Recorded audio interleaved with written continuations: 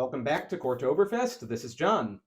So, with the Haunting in Venice trailer dropping this past week, I thought this would be a good opportunity to talk a little bit about the Agatha Christie rabbit hole that I found myself trapped in the last several months, largely thanks to Kenneth Branagh.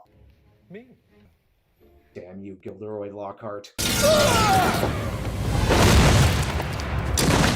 Anywho, in the last year or so, I watched Murder on the Orient Express. I watched Death on the Nile, and they were really fun movies. So I don't read for leisure all that often. I am an aggressively slow reader, and usually when I pick up a book to read, usually there's a movie on the horizon, and I want to kind of know the source material. But the fact that it takes so long for me to get through books, sort of, it's always been a barrier, and I'm a little jealous of people who can cruise through stuff, because I do believe the more you read, the better your mind will be, and you won't be the simpleton that you're looking at right here.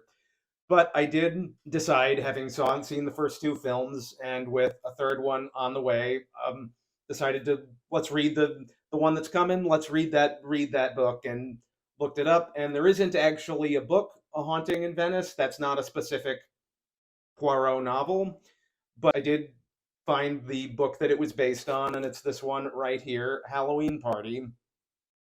And it was a really fun. This was a really fun book, and I think the reason I like this so much is because it's easy breezy for somebody like me who's super slow. It's easy, it's breezy, and that's not to say that it's written in a dumb way. The language is quite smart, but you're not required to have a dictionary by your side to look up every other word to in order to get through it. Which, say, like, I hated every second of reading the Scarlet Letter in high school. Hawthorne is the worst. What? Sorry, not sorry. I just hated my life when I had to read that.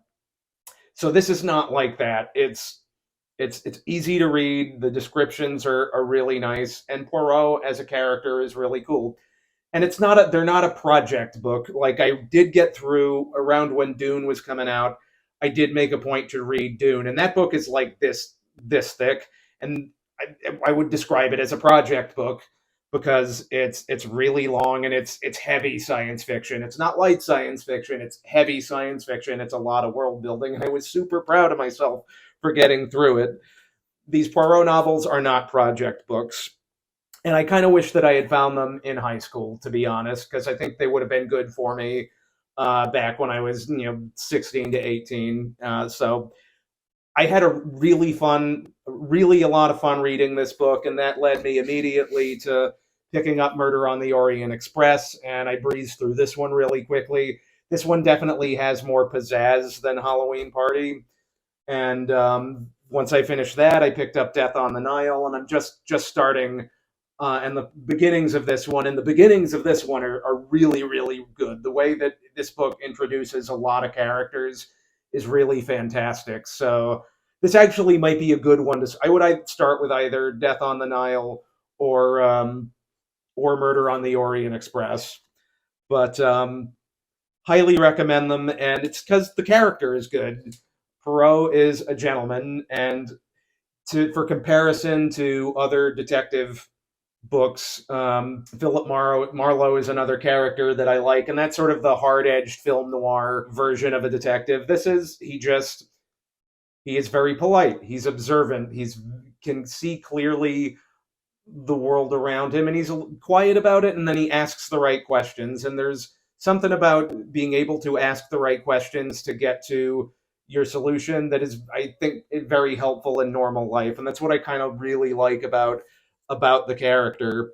His politeness, his inquisitiveness, and his knowing the questions to ask. Another kind of fun thing about him is that he's very aware of the fact that he's a foreigner, and he can sort of size people up, see what their personalities are like, and sort of know when to play up or down the fact that he's a foreigner, which is sort of, again, observation.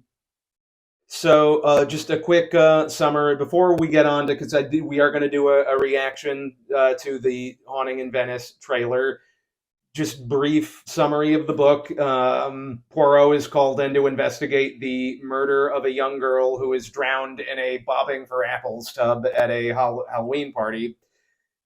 A Halloween party for kids, and that's sort of one of the cool things. Is a lot of the characters are kids, and there's sort of questions of how much do you believe anything a small child says, and that sort of this one murder sort of opens the door to other mysteries that Poirot then finds out about. And you can kind of see how they all weave together by the end, and it's very delightful. Again, I don't think this has the pizzazz. It takes place in, if you've seen Hot Fuzz, it takes place in that sort of suburb of London. So I can see why they sort of up and moved it over to someplace more flashy for A Haunting in Venice. But it's good. It's a solid book. I definitely would recommend it. So before we move on to the trailer reaction, I do want to do a quick book to movie comparison of Murder on the Orient Express. I want to talk a little bit about the expectations of going from book to movie. Now, I read this book after I saw the film, and what was impressive to me about the book is how interesting the book is when you know where it's going. Because I was a little, I thought I honestly thought I would put it down because it's like watching The Sixth Sense. You know the end already, so how could it, how could it be interesting? But it, similar to Sixth Sense, going back, you can sort of see all the nuggets over the course of the book leading to the end. So it still managed to be entertaining, and honestly, it knocks the movie down a couple pegs for me. I still think it's a fun movie and a decent adaptation, but I actually, and this is a rare thing for me to say, I think the movie could have been a little longer. To be honest, I think a lot of the characters, particularly the suspects, got shortchanged in favor of getting the running time down, and we don't find out as much about them and why we care as we could. That being said, it's the movie is what got me to the book, so I have to give Branagh props for opening that door to a classic. And you look at his history as a director; he does clearly have respect for the classics. And it's essentially, for the most part, a straight adaptation. It just could have been elaborated a little more. The one thing I would say I missed, they took two characters in the book, Colonel Arbuthnot and Dr. Constantine, and blended them into Dr. Arbuthnot, which would have been the John Boyega character. And they kind of missed out on a couple of things in doing that. I think they wanted to have less people to juggle, but sort of in the book, Poirot is working in a trio. It's him, Book from the railroad, and the doctor, and they have this sort of really sort of good back and forth between the three of them that you kind of don't get in the film. And one scene that I really missed in the book that wasn't in the movie is Poirot and the doctor doing the forensics of the murder and the stabbing and figuring out the logistics of how Johnny Depp died. And I missed that in the movie. The book is fantastic. The movie, I think, is a decent adaptation. And I'm gonna talk a little bit in a bit about what makes adaptations for me good. And I think Branagh does a basically good job because he's not screwing around with the plot at all. It's just taking the book and making it into a movie, and he almost does it. And the problem when you're going into an adaptation is as you read, you're making the movie in your head as you read, and you're never going to see that projected on screen unless you're the person literally making the movie. So you kind of got to go in with knowing with a grain of salt it's probably not going to be as on point as you want it, which is a good thing to keep in mind anytime you go into an adaptation. Is, and I think there's gradations of, if you get so far away that it doesn't even resemble what came before it, obviously not a good adaptation. But if you come close and you're respecting the material, I think it's okay to give the filmmakers, I think, a benefit of the doubt to a degree. But anywho, with that being said, I'm gonna pull the trailer on, and I've watched this a couple of times already, so it's not an instant reaction, but I'll start and stop as we go and see how I right off the bat, and this has nothing at all to do with the movie itself. I get really, really depressed every time I see the 20th Century Studios logo now because it's just AKA Disney. And this company owns too much stuff. Like, outright, they own too much stuff. I remember years ago back in college, some friends and I, for a project, we did a film short about a group of people breaking into the Disney vault. And in that film, we have a gag in there that I wrote in,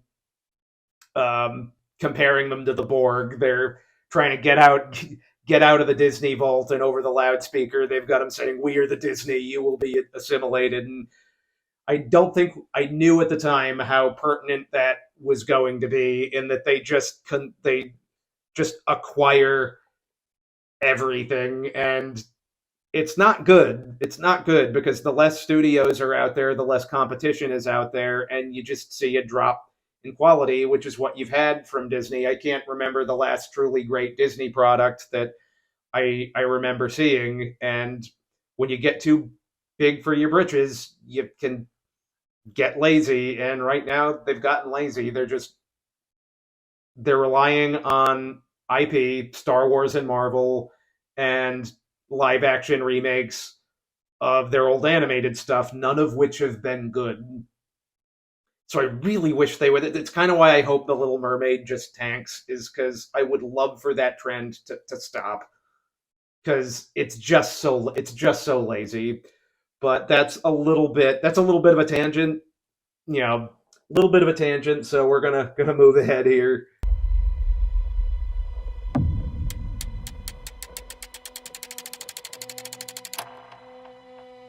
Everyone who ever lived here falls victim to some tragedy. Like her daughter a year ago. My daughter was my whole life. To hear her voice again, I would give all I have. So when I first watched this trailer in split second, I was just like, oh God, no, they're not going to make Beth Dutton do a British accent, are they? And then I actually did a little research. She actually is British. So I'm just like, all right, she's for the most part she's got the American accent quite down for that show. Although I do question whether I really, really enjoy Yellowstone. I think Beth is a great character. I do think the performance is a little overdone at times. Like, it's just a little. It's like we all get it.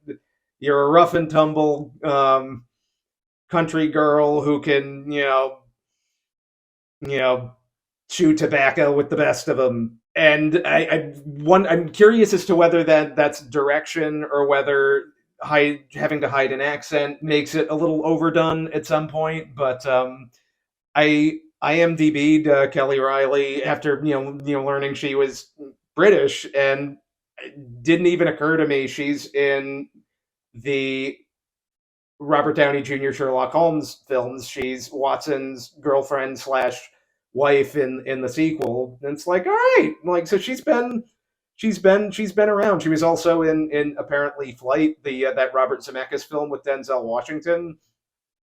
So she's got some good outside of Yellowstone. Yellowstone obviously catapulted her to where she is, where people know her now, but she's been around. So yeah, I also will say I love how Branagh shoots his material. He's got a really good eye for cinematography. This definitely is different than what's in the book, and we'll get to it. But they do have sort of good nods to stuff that's in it. That little sort of spinny, like motion picture thing that they've got going on is could be correlated to they're doing some eye trickery games for the high school students in the book, so it's sort of a cool nod to that. But anywho,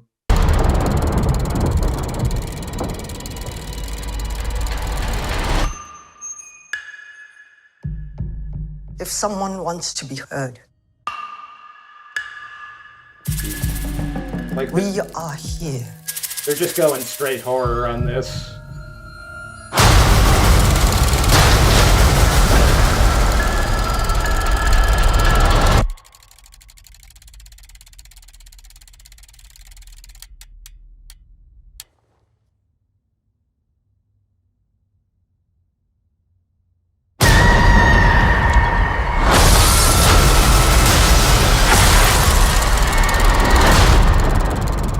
woman called the spirits. And they answered. I'm curious which one of these people is going to be the murder victim. They've obviously got reference to Kelly Riley's daughter, which would be correlate to Halloween Party, the book, that there was a young girl that's murdered, but I don't think that's going to be the main murder. And I'm wondering if maybe it's Michelle Yeoh that's the victim in this one, because I wouldn't have called that Gal Gadot would have been the murder victim in Death on the Nile. It's just like it felt like she'd be like one of the main people throughout the whole thing. But so that it'll be interesting to see who gets whacked in the film. I'm guessing it's gonna be. I'm guessing Michelle Yeoh. That's my prediction. Is that she gets murdered at this creepy seance thing. You saw what I saw. For once in your life, admit that you are up against something bigger than you.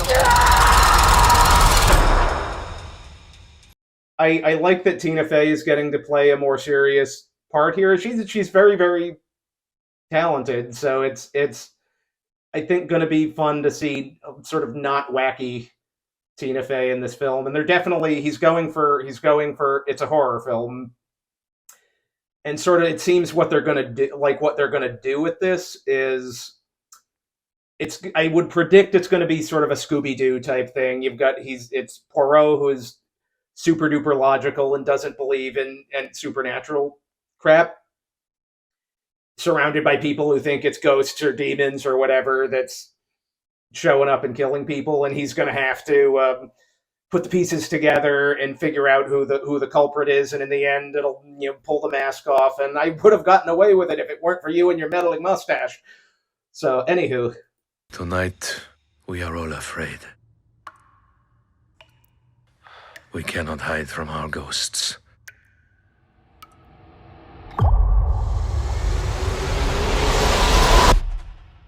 Whether they are real or not. gotta love a good creepy kid movie. I actually do. I think Branagh is very good as Poirot. He plays the part just a little bit more severely than I pictured reading the book. I pictured him being just a little friendlier, and he's just a little bit more serious in these movies than I thought he would be. But he's really, really darn close, and you can see that Branagh really does love the character. And I'm glad the mustache is back, because the Death on the Nile, at the end of it, he shaved it off.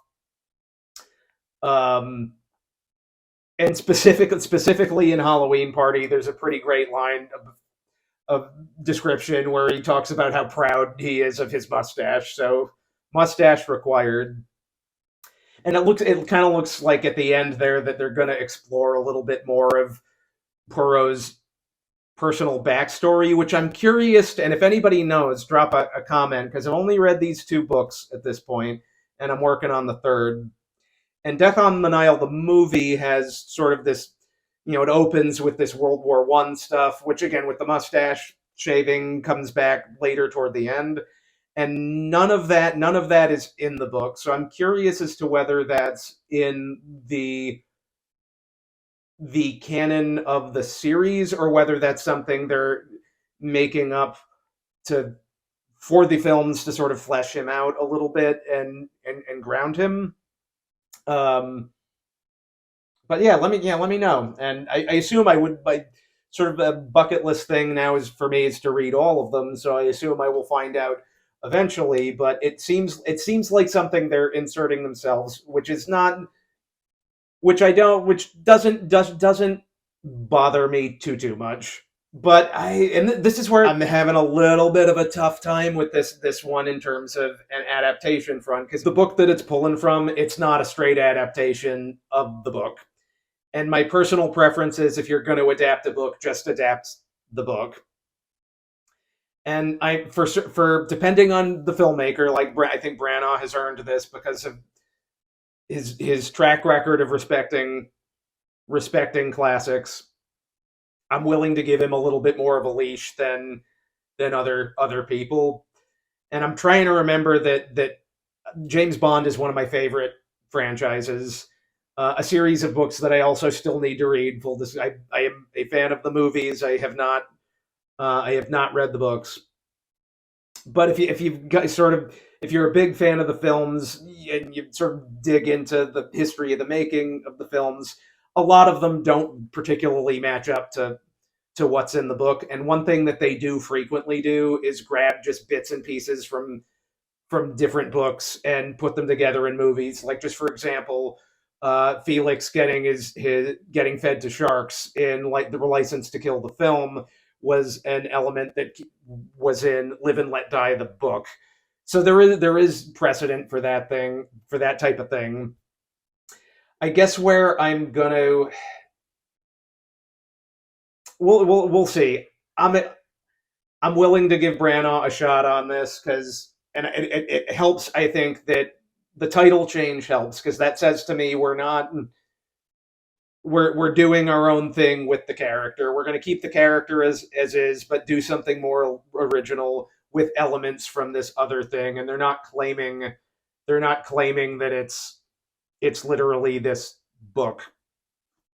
So I'm gonna give it a shot, and I like the horror element of it. It looks different than it's taking the same character and putting him in a very different scenario from what we've seen him in the first two films.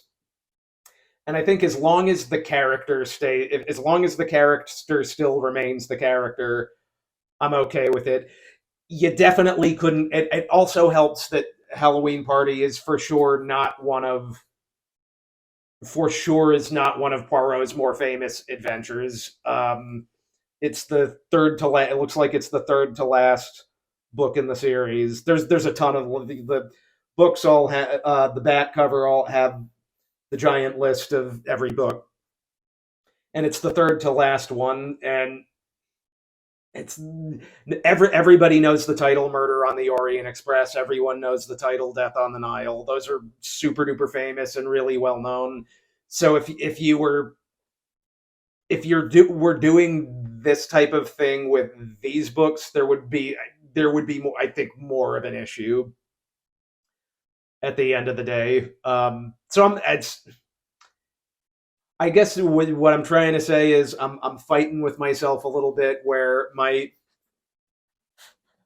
I enjoyed this trailer. I think it visually looks good. I like the tone is kind of fun, but that is fighting with my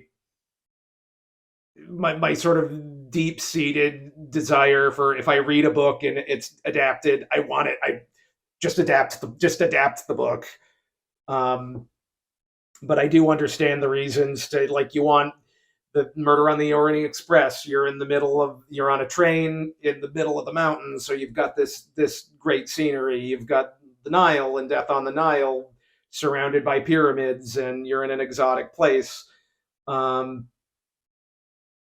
there's not all that much pizzazz with a London suburb, so moving it to Venice is getting that pizzazz, and the sort of the horror element is punching up a little bit of the sort of kiddo Halloween Party element from the book.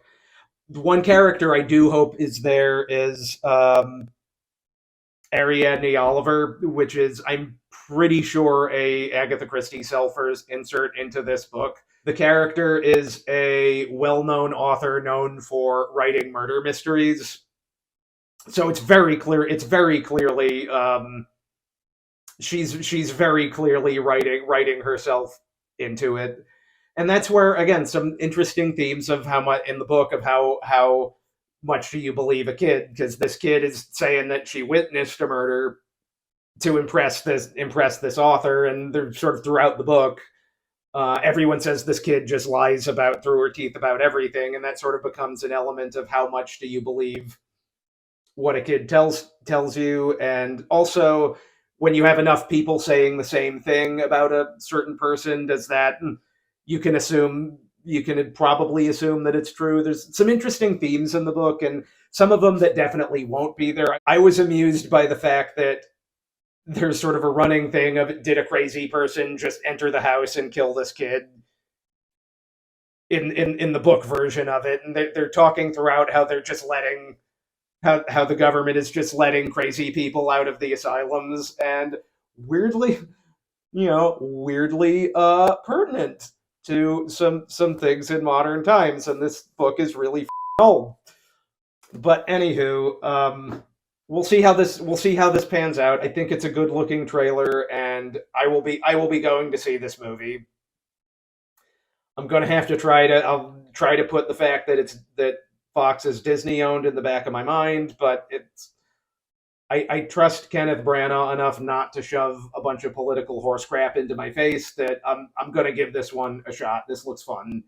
So to close out, I recommend I would start with either Death on the Nile or Murder of the Orient Express, and then definitely pick up, if you've got some time, pick up a copy of Halloween Party and read it. Let me know what you think. As per usual, like, share, and subscribe. Drop any comments below. Where am I going wrong on some of this commentary? And I'm also, by the way, going to start putting these up on Rumble as well. So if you're a Rumble person, you can find me there. I do Instagram reviews at Cortoberfest, and we will see you next time.